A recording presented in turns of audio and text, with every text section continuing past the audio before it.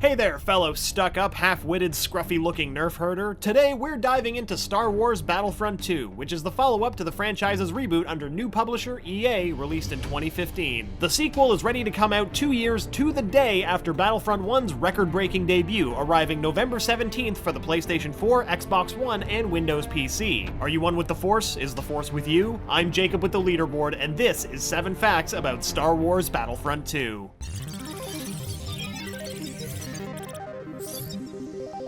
As fun as it was to fight as both the light and the dark side in EA's first Battlefront game, it's more exciting that Battlefront 2 includes playable characters from all across the galaxy far, far away. In addition to playable characters like Luke Skywalker, Boba Fett, Han Solo, Darth Vader, and Yoda from the original series, you can also control prequel characters like Darth Maul and sequel trilogy characters including Kylo Ren, Rey, Finn, and Captain Phasma. The idea of Darth Maul versus Captain Phasma versus Boba Fett might not make any sense narratively, but at least those three characters will get more screen time here than they did in the films. Some hardcore Star Wars fans might wince at the idea of cross-era battles, but it's better to just think of the multiplayer as a high-budget AAA game version of when a kid has a bunch of Star Wars action figures sprawled on the floor. Basically, just pretend that it's the plot of Smash Bros, but with Star Wars characters. Now that we've told you not to worry about the narrative not making sense, let's talk about the story mode, which actually sounds pretty great and is certainly more robust and thoughtful than the single player from the 2015 Star Wars Battlefront. Now there's a full campaign with a story that bridges the gap between Return of the Jedi and The Force Awakens. You play as Iden Versio, the commander of an Imperial special unit called the Inferno Squad. If you've been watching the trailers, you've already seen how the developers are keen to mix and match locations and events from both films, and it is pretty exciting to see new spins on familiar places. During the story campaign, you'll also have opportunities to control characters like the Jedi hero Luke Skywalker and Sith Master Kylo Ren, which does make you wonder if this suggests that Imperial Commander Iden Versio will perhaps walk the line between the light and dark sides. Mark Thompson, Battlefront's game director, told Rolling Stone that's exactly their intention. He said, quote, "Not everybody in the Empire believes in exactly the same thing. Everyone has their own personal view of what the Empire means, what's right or wrong inside the Galactic Empire, in much the same way that we probably all have a different opinion about the way that democracy works and what its pros and cons are. Ultimately, we just need to bring people on a journey to the point that they understand why Iden and the Inferno Squad make the decisions they do and believe in the things that they do." Iden's story isn't limited to just the Battlefront 2 campaign mode. Her origins, along with those of the Inferno Squad, are expanded in a tie-in novel, some classic Star Wars expanded universe stuff written by author Christie Golden. Whereas the game follows Iden in the space between the original trilogy and the sequel trilogy, the novel focuses on her missions for the Empire following the events of Rogue One. Iden and the Inferno Squad track down the surviving members of the Dreamers, the rebel group formerly known as the Partisans, who were led by Forrest Whitaker's Saw Gerrera from Rogue One. The novel also reveals that the Inferno Squad was first led by Iden's father, Admiral Garrick Versio, because it just wouldn't be a Star Wars story without some kind of absentee father issues. The book was released in July of 2017, and it's received good reviews, actually. The New York Daily News gave it a glowing recommendation, saying it's fun and densely plotted like a summer blockbuster, comparing it to a Mission Impossible movie. If you prefer listening to people talk instead of reading, you can hear Iden's voice actress, Janina Gavankar, read the audiobook.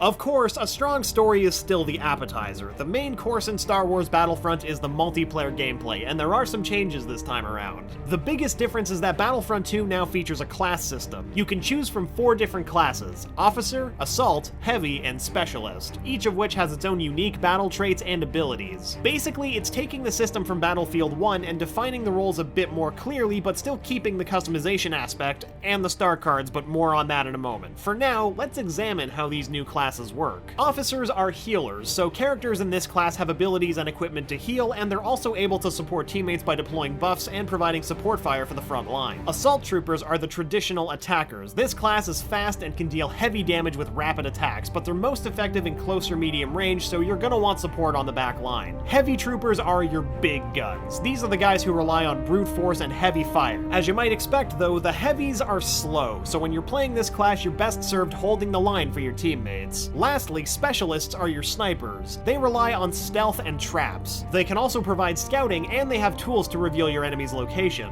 As is usually the case with a sniper class, they have low armor, so you want to avoid direct combat. Specialists best stick to the shadows. Whereas the 2015 Battlefront game delivered downloadable content a la carte or via season passes, this time EA is hoping to keep more players sticking with the game by providing the DLC for free to everyone with an EA account, which is also free. Similar to Overwatch, the DLC uses a seasonal structure, with the first installment being based around The Last Jedi. Shortly after launch, players will receive Crate as a new map, that's the desert planet we saw in The Last Jedi trailer, and Finn and Captain Phasma as playable characters. Beyond The Last Jedi DLC, we don't yet know what'll be coming next, but the first EA Battlefront game had some pretty cool additional content post-release, and that might give us some clues about what we might expect from Battlefront 2. The first DLC for Battlefront 1 was a new map based on The Force Awakens, the Battle of Jakku, so that mirrors the first DLC for Battlefront 2 being maps and characters based around The Last Jedi. But the other 4 Battlefront 1 expansion packs were way better. There was Outer Rim, which added Jabba's Palace and a Sullust Factory, plus Greedo and Nien Nunb as playable characters. After that came the Bespin map, and Lando Calrissian and Dengar as playable characters. Then the Death Star was added, along with Chewie and Bounty Hunter Bossk, and the final expansion pack included a map of Scarif from Rogue One, along with Director Krennic and Jyn Erso as playable characters. Basically, most of the most iconic locations and characters from Star Wars weren't actually available at the game's launch. It wasn't until months later that the Death Star, Chewie, and Lando became available. We can perhaps expect a similar strategy with the sequel. It's also entirely possible that the DLC may involve some of these same maps being reintroduced to the sequel with a new twist. What maps or characters would you like to see come from the DLC? Make sure to sound off in the comments below. Now, there is a catch to the promise of free DLC.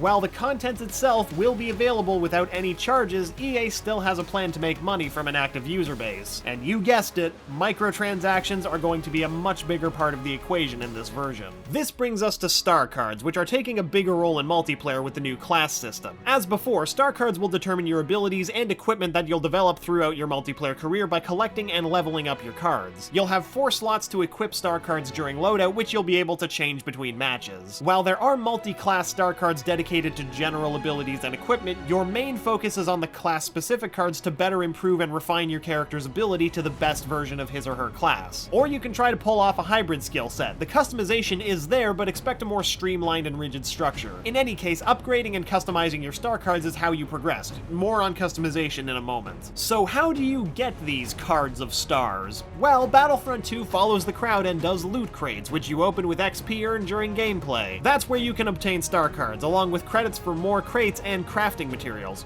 Wait, what does crafting mean in this case? Well, crafting just means upgrading your star cards. So you'll spend the materials to incrementally bump up your star card, and crafting materials are basically a sub-form of currency here. Star cards are color-coded and ranked by rarity: common, uncommon, rare, epic, and legendary. The rarer the card, the more powerful it is. Crafting is how you can upgrade a common card to an uncommon card, or uncommon to rare, and the higher you go, the more crafting materials you'll need. Makes sense, right? But for legendary, the rarest star card, you'll need to find those gems as is out in the wild. You won't be able to upgrade a card to legendary. For those, you'll need to find them in loot crates. Which brings us back to microtransactions, and you can see where this is going. If you want to progress your character, you'll need star cards and crafting materials, and to get those, you need a lot of XP for loot crates, which takes either hours of gameplay or a few bucks to just get another crate. But hey, at least the DLC is free. Back to the good news. Starfighter Assault mode is basically an entirely separate game within the game. In fact, it's built by a separate developer, Criterion, the British studio behind the Burnout series, and more recently, the fantastic X-Wing VR demo for the first Battlefront. This time, they handled all of the starfighting aerial combat. Starfighter Assault mode is an objective-based dogfight. 24 players split into 2 teams in which the rebels try to complete certain objectives while the Empire tries to stop them. So if you're playing as the rebels on the Fondor starship map, you're first trying to take down cruisers and turrets to get into the base, then you're trying to take down the base's shield generators, and lastly, you're working to take down a vulnerable Star Destroyer. If you're playing as the Empire, you're just trying to murder all the rebels. It's typical Empire stuff. Similar to the ground battles in the main ground game, ships have different classes: fighters, interceptors, and bombers, each with different roles and specific unique abilities that work on a cooldown timer system. Things like turbo boost, firing multiple missiles at once, or an unbreakable target lock depending on which class of ship you're flying.